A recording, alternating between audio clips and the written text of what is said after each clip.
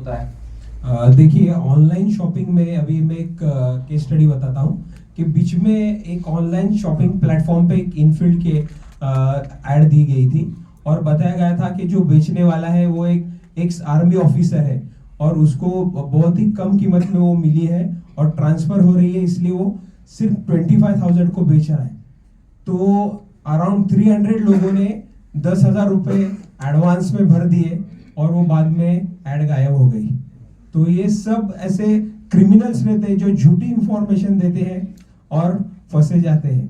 अभी के जैसा कि आपको एज अ एडवोकेट में बताता हूं कि अपना जो लॉ है वो 1860 में अंग्रेजों ने लिखा है और अभी भी हम वो फॉलो कर रहे हैं। हमारी पुलिस इतनी एग्जॉस्टेड है कि इतनी सारी पॉपुलेशन, क्राइम्स, इतने सारे फेस्टिवल्स, उनमें वो बहुत बिजी रहते हैं और ये साइबर क्रिमिनल तो बहुत इनोवेटिव रहते हैं और टेक्नोलॉजी तो इतनी बड़ी वो आगे बढ़ चुकी है कि कंटिन्यू इनोवेशन चालू है, क्या करे, कैसे लिंक्स भेजे, और यहाँ पे अपना प्रिपरेशन नहीं है। आज अपना जो मोबाइल फोन है वो हम एक बॉम्ब की तरह कैरी करके घूम रहे हैं। अगर वो कॉम्प्रोमाइज हो गया तो अपने सोशल मीडिया पे डिफॉर्मेशन यानी बदनामी हो सकती है, अपने अकाउंट से पैसा जा सकता है और बहुत सारी घटनाएं होती है। साहिल सर, इंश्योरेंस क्लेम करने के टाइम पे बहुत बार हमने देखा है कि प्रॉब्लम होता है। साइबर इंश्योरेंस क्लेम के लिए क्या डॉक्यूमेंट लगेंगे और कितना जल्दी होगा, और उसके लिए कौन कौन सी टर्म्स एंड कंडीशन जरा ओवरव्यू प्लीज। जी जी जी, तो इसमें एक जो सबसे महत्वपूर्ण बात यह है कि सबसे बड़ी कंडीशन जो लगती है वो रहती थी पहले एफआईआर, कि भाई आपका लॉस हुआ है तो एफआईआर करना जरूरी है। लेकिन हमने ये प्रैक्टिकली देखा है कि आजकल एफआईआर करना बहुत मुश्किल होता है जब हम जाते हैं पुलिस स्टेशन में, बिकॉज ये ऐसी चीज है जो क्रिमिनल पकड़े नहीं जाते हैं। तो पुलिस भी इसमें परेशान है कि भाई एफआईआर करे लेकिन इसमें इसका कोई सोल्यूशन नहीं होती है। एग्जैक्टली तो टेक्निकली एफआईआर नहीं होती है, तो हमने उसका ही सोल्यूशन किया कि भाई एफआईआर प्रैक्टिकली पॉसिबल नहीं है। तो हमने इंश्योरेंस कंपनी को बोला कि भाई ये प्रैक्टिकल नहीं है, एफआईआर अगर करने जाएंगे तो ये तो फिर हमने स्पेशल अप्रूवल लेके पूरा डिस्कशन करके ये पूरा वेव करवाया और उनको बोला है कि भाई ठीक है, खाली पुलिस पे इंटीमेशन होना जरूरी है, एफआईआर नहीं भी रहा तो भी क्लेम में कोई दिक्कत नहीं आएगी। तो ये एक बहुत बड़ा अचीवमेंट है। देखिए, जो हमारा एक्सपीरियंस था कि जैसे फ्रॉड क्या होते हैं, क्राइम क्या होते हैं, उसके लिमिटेशंस क्या है। अभी ये बहुत बड़ा लिमिटेशन कि अगर मैं बोलूं मैं इंश्योरेंस कंपनी हूं, आप एफआईआर का कॉपी लेके और इंश्योरेंस हो जाएगा, सर ने जैसे बताया होता ही नहीं है, क्योंकि वो केस इन्वेस्टिगेट ही नहीं हो सकता।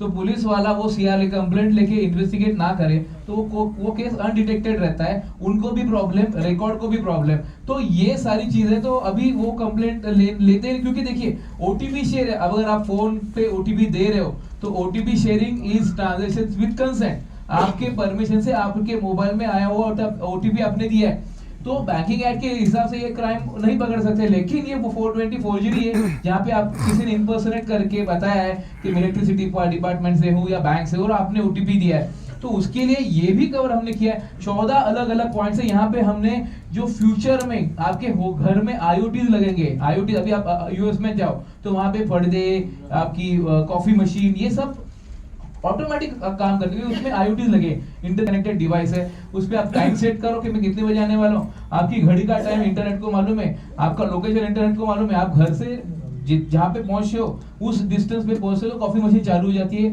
पर्दे बंद हो जाते हैं, आपकी लाइट लगती है और कॉफी रेडी रहती है।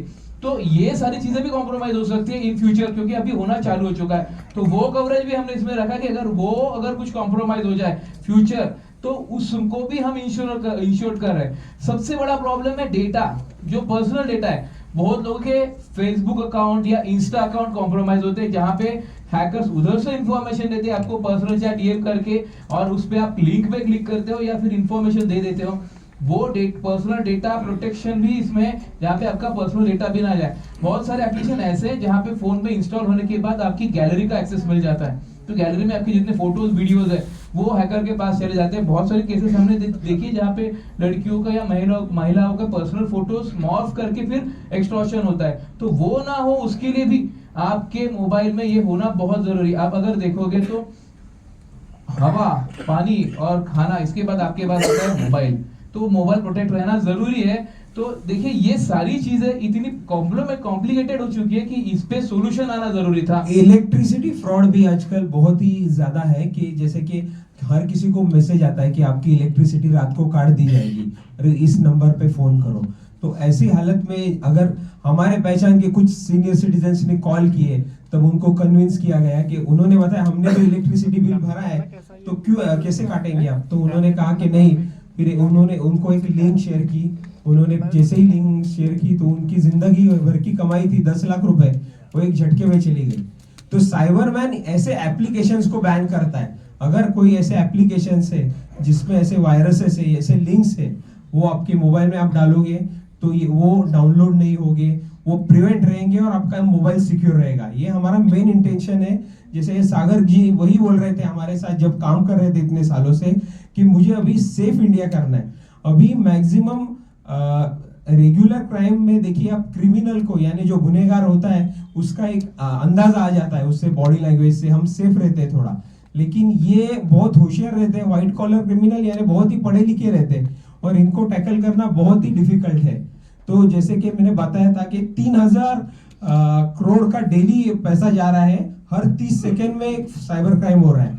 तो मोबाइल को प्रोटेक्ट करेंगे तो आप अपने अकाउंट्स को प्रोटेक्ट करोगे, आपकी सेविंग्स को प्रोटेक्ट करोगे। तो यही है साइबरमैन।